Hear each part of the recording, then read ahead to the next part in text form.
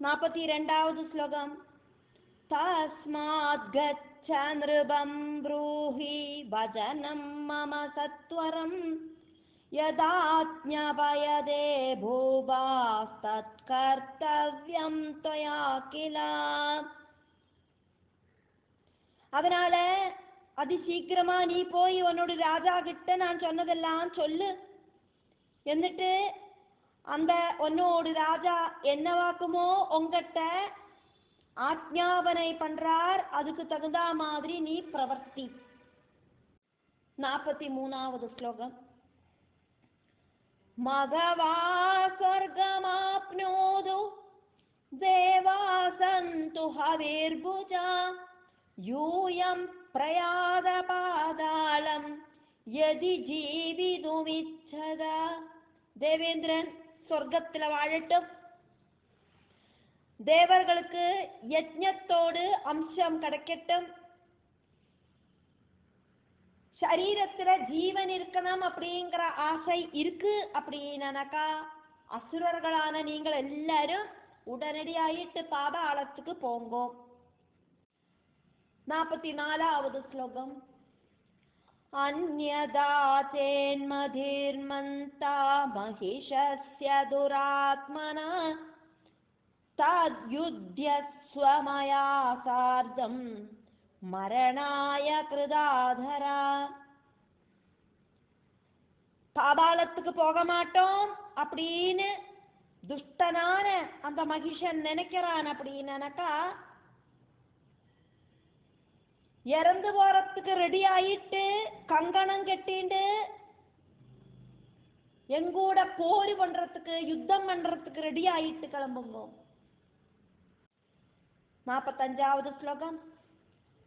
மன்யசே சங்கரே பக்னா தேவா விஷ்ணு புரோகமாக தெய்வம் ஹி காரணம் தத்ர வரதானம் பிரஜாபதே. விஷ்ணு தொடங்கின தேவர்கள் யுத்தத்துல தோத்து போனது விதி காரணமாக்கும், பிரம்மாவோடு வரதானம் காரணமாக்கும் அப்படிங்கிறத புரிஞ்சுக்குங்க. விதிய மாத்திரத்துக்கு ஆராலியம் சாதிக்காது. அதுக்கப்புறம் அங்க என்ன நடந்தது அப்படிங்கறத வியாச பகவான் சொல்லறார். அப்படிங்கிறதுனால வியாச உவாஜா 46வது ஸ்லோகம். இதி தேவ்யா வஜஸ்ருத்வா சிந்தயாமாஸ தானவா கிம் கர்த்தவ்யம் மயா யுத்தம் கந்தவ்யம் வா மிருபம் பிரதி. இப்படி தேவி சொன்னதை கேட்ட அந்த அசுரன் சிந்தனை பண்ணினான், இவகிட்ட யுத்தம் செய்யணுமா, அப்படி இல்லைன்னா ராஜா கிட்ட போயிட்டு இவள் சொன்னதெல்லாம் சொல்லணுமா, என்ன வாக்குமினி செய்யணும். 47வது ஸ்லோகம்.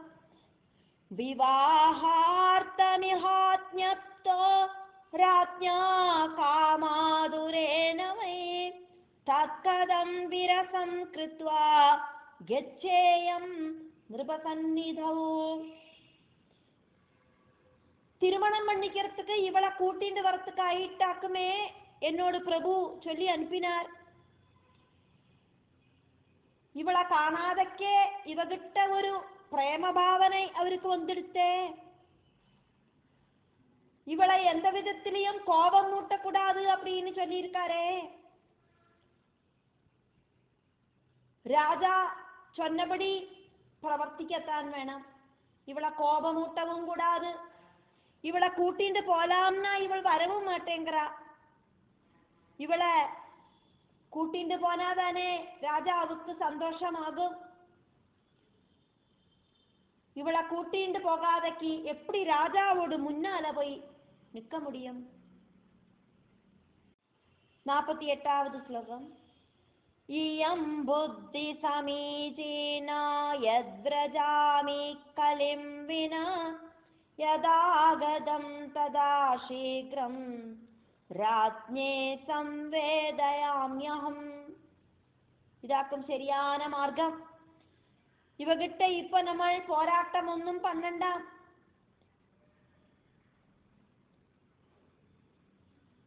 ഇപ്പുറം വന്നാ മാതിരിയെ പെശാമ തിരുമ്പി പോയിടലാം. എന്നിട്ട് രാജാட்ட പോയിട്ട് ഇവൾ சொன்ன விஷயத்தெல்லாம் சொல்லலாம். ராஜா தீர்மானம் பண்ணிட்டு என்ன பண்ணணும் அப்படின்னு. 49வது ஸ்லோகம்.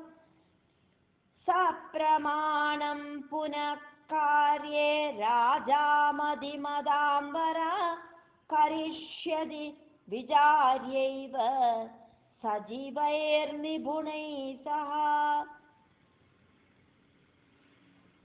புத்தி இருக்கிறவாளில டோப் மோஸ்ட் புத்தி இருக்கிறவாளாக்கும் ராஜாவாயிட்டு இருக்கிறதுக்கான தகுதி இருக்கிறவா அப்படின்னாக்குமே பிரமாணத்துல சொல்லப்படுறது.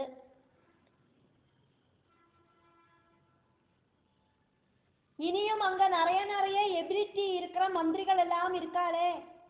ராஜா அந்த மந்திரிகள் கிட்ட எல்லாம் கூடி ஆலோசனை பண்ணிட்டு என்ன பண்ணணுமோ செய்யட்டும். 50வது ஸ்லோகம். சஹசானமயா யுத்தம் கர்த்தவ்யமனயா சஹ ஜயே பராஜயே வாபி பூபதேர பிரியம் பவேத். ഇവകിട്ട ദിടീന് നമ്മളായിട്ടൊരു യുദ്ധത്തിക്കൊന്നും പോകണ്ട. ജയിച്ചാലും തോത്താലും അത് രാജാക്ക് പിടിക്കാതെ, ഇവിടെ തോക്കടിച്ചാലും രാജാക്ക് പിടിക്കാതെ, ഇനി ഇവിടുത്തെ തോത്തു പോനാലും രാജാക്ക് പിടിക്കാതെ. 51வது ശ്ലോകം. യദി സാ സുന്ദരി ഹന്യാദഹം വാ ഹന്മിതാം പുനഃ യേന കേനാപ്യുപായേന സഗോപ്യേത് പാർത്ഥിവ കില. அந்த அழகியா இருக்கிற அந்த பெண்மணிய கொன்னாலும் என்ன அவள் கொன்னாலும் இதுல எது நடந்தாலும் ராஜா கோபிச்சுப்பார் அப்படிங்கிறது உறுதியாக்கும். நமக்கு எதுக்கு வம்பு, பேசாம போயிடலாம். 52வது ஸ்லோகம். தஸ்மாத்ரைவ கத்வாஹம் போதயிஷ்யாமி தம் நிருபம் யதாத்யாபிஹிதம் தேவ்யா யதா ருஜி கரோது சா. அதனால நான் இப்ப இவளை ஒன்னும் பண்ணலை. இவள் சொன்னதெல்லாம் ராஜாட்ட போய் தெரியப்படுத்தலாம். ராஜாவுக்கு என்ன விருப்பமோ அப்படி நடக்கட்டும் அப்படின்னு மகிஷனோட மந்திரியான அந்த தூதன் நினைச்சான். എന്നിട്ട് அங்க என்ன நடந்தது அப்படிங்கறத வியாசர் சொல்றதுனால அடுத்த ஸ்லோகம் வியாச உவாச. 53வது ஸ்லோகம். இதி சஞ்சிந்த்ய மேதாவி ஜகாம மிருபசன்னிதௌ பிரணம்ய தமுவாஜேதம் கிருதாஞ்சலிரமாத்ருகா.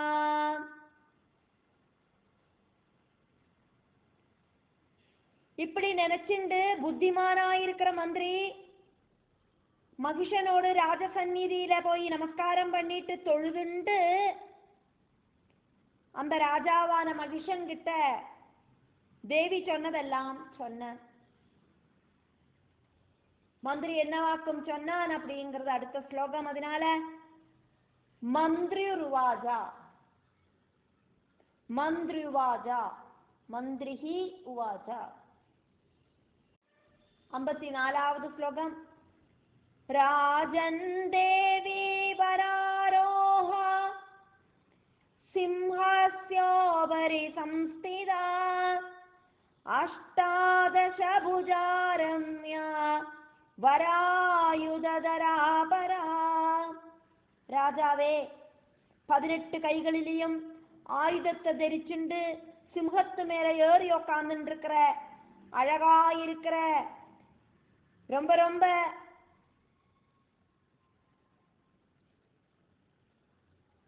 ப்ரௌடி இருக்கிற அந்த தேவி கிட்ட. 55வது ஸ்லோகம். சாமயோக்தா மகாராஜா மகிஷம் பஜ பாமினே மகிஷி பவராஜ்ஞஸ்துவம் த்ரைலோக்யாதிபதே பிரியா.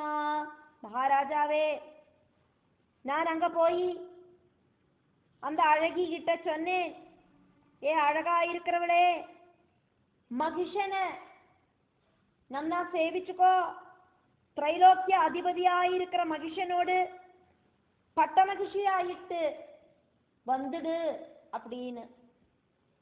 56வது ஸ்லோகம். பட்டராஜ்ஞி த்வமேவாஸ்ய பவிதாநாத்ர சம்சய சதவாத்ஞகரோ ஜாதோ வசவர்த்தி பவிஷ்யதி. என்னோடு ராஜாவான மகிஷனோடு பட்ட மகிழ்ச்சி நீதான், அதுல சந்தேகம் ஒன்றும் இல்லை. நீ என்ன சொல்லவையோ அதை கேட்கறதுக்கு என்னோட ராஜா ரெடி ஆயாச்சு. நீ என்ன சொன்னாலும் அவர் கேட்பார். இப்படி எல்லாம் நான் அங்க போய் சொன்னேன். 57வது ஸ்லோகம். த்ரைலோக்கிய விபவம் புக்த்வா சிரகாலம் வரானனே மகிஷம் பதிமாசாத்ய யோஷிதாம் சுபகாபவா. அழகி, இந்த பிரபஞ்சத்தில் இருக்கிற எல்லாம் நிறைய காலம் അനുഭവിച്ച് മഹിഷനെ ഭർത്താവായിട്ട് സ്വീകരിച്ച് இந்த സ്ത്രീകളിலேயே സൗഭാഗ്യവതിயான സ്ത്രീയായിട്ട് നീ തീരണം அப்படின்னெல்லாம் நான் அங்க போய் சொன்னேன். 58வது ஸ்லோகம்.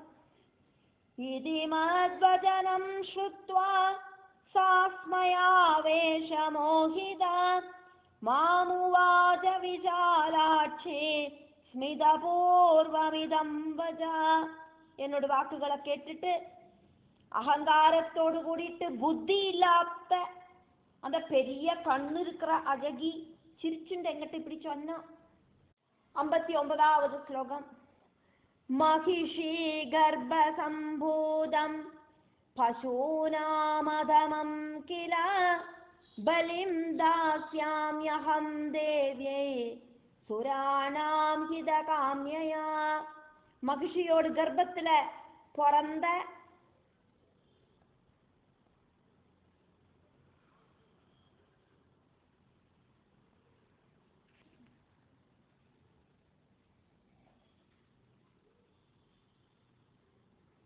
அவனை தேவகாரியம் சாதிக்கிறதுக்காயிட்டு நான் கொன்னுடுவேன் அப்படின்னு சொன்னான். 60வது ஸ்லோகம். காமூடா காமினி லோகே மகிஷம் வை பதிம் பஜேத் மாத்ருஷி மந்த புத்தே கிம் பசுபாவம் பஜேதிஹா. சுத்தமா புத்தி இல்லைன்னா கூடியும் ஏதாவது ஒருத்தி உலகத்துல ஏதாவது ஒரு பொண்ணு ഒരു എരുമമാട കണവനായിട്ട് സ്വീകരിപ്പളാ. ഡേ புத்தியில்லாதவனே, அந்த எருமமாடோடு மந்திரி என்ன மாதிரி இருக்கிற அழகியான ஒருத்தி ஒரு மிருகத்துக்கு பத்னி ஆகிறதுக்கு ஆசைப்படுவளா இப்படின்னு அவள் என்கிட்ட கேட்டா. 61வது ஸ்லோகம். महिषी महिषं नादं ससृङ्गा शृङ्गसंयुधं कुरुदे क्रन्तमाना वै नाहं तत्सदृशी षडा. கொம்பிருக்கிற எருமை செத்தமா அலறி கூட்டுண்டு கொம்பிருக்கிற போத்த கணவராயிட்டு സ്വീകരിக்கலாம். ஆனா நான் ரொம்ப அழகா இருக்கிற நான் அப்படி புத்தி இல்லாத ஒருவள் கிடையாது. எனக்கு இப்படி ஒரு மிருகத்தை கணவராயிட்டு സ്വീകരിக்கிறதுக்கு சாதிக்காது. 62வது ஸ்லோகம். கரிஷ்யேஹம் மிருதே யுத்தம் ஹனிஷ்யே த்வாம் சுராப்ரியம் கச்சவா துஷ்டபாதாளம் ஜீவிதேச்சாயதஸ்திதே. நான் யுத்தம் பண்ணுவேன். அந்த யுத்தத்துல தேவர்களோடு சத்ருவான உன்னை கொல்லுவேன். உனக்கு வாழறதுக்கு ஆசை இருந்தது அப்படின்னா, டே துஷ்டா, பாதாள லோகத்துக்கு பொக்கோ அப்படின்னு உங்ககிட்ட சொல்லறதுக்காக எங்கிட்ட சொல்லிவிட்டா. 63வது ஸ்லோகம். பருஷம் து ததா வாக்யமித்யுக்தம் நிருபமத்தயா தச்ருத்வாஹம் சமாயாத பிரவிஜிந்த்ய புனഃ புனः. மகிஷராஜாவே, அகங்கார திமிர்ப்புல அவள் பேசின வார்த்தைகள் ரொம்ப ரொம்ப ரஃப்பான வார்த்தைகள். அதை கேட்டு மறுபடியும் மறுபடியும் யோசனை பண்ணிட்டாக்கும். நான் இப்ப இங்க வந்து நிற்கிறேன். நீங்கள் தானே அவகிட்ட எதிர்த்து பேசக்கூடாது, சமாதானமா பேசணும். அவளை திருமணம் பண்ணிக்கிறதுக்கு ஆசைப்படுறதுனால அவளை கோபம் ஊட்டக்கூடாதுன்னு எல்லாம் சொன்னேன். அதனால நான் பேசாம வந்துட்டேன். ஆனா அவள் பேசின வார்த்தைகளொன்னும் ரொம்ப ரொம்ப ரஃப்பான வார்த்தை. பார்க்கறதுக்கு தானே அழகு, ஆனா வாயிலேந்து கொட்டுறதெல்லாம் ரொம்ப ரொம்ப ரஃப்பான வார்த்தைகள். 64வது ஸ்லோகம். ரசபங்கம் விஜிந்த்யைவ ந யுத்தம் து மயா கிருதம் ஆத்ஞாம் வினா தவாத்யந்தம் கதம் குர்யாம் விருதோத்யமம். அவளை அதிருப்தி பண்ணக்கூடாதுன்னு நீங்கள் சொன்னேளே, அதனால நான் அவகிட்ட யுத்தத்துக்கு போகலை. அவகிட்ட சாஃப்டா பேசணும்னாக்குமே நீங்கள் எங்கிட்ட சொல்லிவிட்ட. அவளை கோபமூட்டக்கூடாது, அவளை அங்க போய் பார்க்கலாம், அவள் இங்க வரலைனா இதெல்லாம் நீங்கள் சொன்னேளே. அதனாலேயாக்கும் நான் அவள்கிட்ட யுத்தம் பண்ணாதைக்கு வந்தேன். அவ பேசின பேச்சுக்கு நான் அவள்கிட்ட யுத்தம் பண்ணியிருப்பேன். உங்களோட ஆജ്ഞை இல்லாதக்கு நான் எதுக்கு சும்மா அப்படி ஒரு வேலை பண்ணணும் அப்படின்னு திரும்பி வந்துட்டேன். 65வது ஸ்லோகம். சாதீவ ஜபலோன்மத்தா சா அதீவ சபல உன்மத்தா வர்த்ததே ரூபபாமினி பவிதவ்யம் ந ஜானாமி கிம் வா பாவி பவிஷ்யதி. ராஜாவே, அசுர சக்கரவர்த்தியாயிருக்கிறவரே, அந்த அழகியாயிருக்கிற அவள் அங்க ரொம்ப ரொம்ப அகங்காரத்தோடு கூடி நிற்கிறா. என்னவாக்கும் சம்பவிக்கும் அப்படின்னோ என்னவாக்குமோ சம்பவிக்காது அப்படின்னோ எனக்கு தெரியாது. நான் ஒன்றும் தெரியாத பராபரமாயிருக்கேன். நீங்களே முடிவெடுத்துக்கோங்க. 66வது ஸ்லோகம். காரியே அஸ்மின் த்வம் பிரமாணம் நஹ மந்திரஹ அதீவ துராசதஹ யுத்தம் பலாயனம் ஸ்ரேயஹ ந ஜானே அஹம் விநிச்சயம். காரியேஸ்மின் த்வம் பிரமாணம் நோ மந்த்ரோதீவ துராசதா யுத்தம் பலாயனம் ஸ்ரேயோ ந ஜானேஹம் விநிச்சயம். இந்த விஷயத்துல நீங்களாக்கும் முடிவெடுக்கணும். அதாக்கும் நீங்கள் எடுக்கிற முடிவாக்கும் எங்களுக்கு பிரமாணம், வேத வாக்கியம். நீங்க என்ன சொல்றீங்களோ அதை நாங்கள் அனுசரிப்போம். யுத்தம் பண்ண சொன்னா பண்ணுவோம், இல்ல பேசாம அவளை விட்டுடு சொன்னாலும் நாங்கள் விட்டுடுவோம். மந்திரத்தாலே ஒன்றும் ஒரு பிரயோஜனமும் இல்லை. யுத்தம் செய்யணுமா ஓடி போனோமா அப்படிங்கிற விஷயத்துல எனக்கு எந்தவித ஒரு நிச்சயமும் இல்லை. அவள் பாதாள லோகத்துக்கு ஓடி போங்கிறா. அப்படி ஓடி போனமான்னு கேட்டா எனக்கு தெரியாது. நீங்களே முடிவெடுங்கோம் அப்படின்னு மந்திரி சொன்னார் அப்படின்னு வியாச பகவான் ஜனமேஜயன் கிட்ட சொல்லிண்டு தேவி பாகவதத்துல பஞ்சமஸ்கந்தத்துல 10வது அத்தியாயம் முடிவடைகிறது.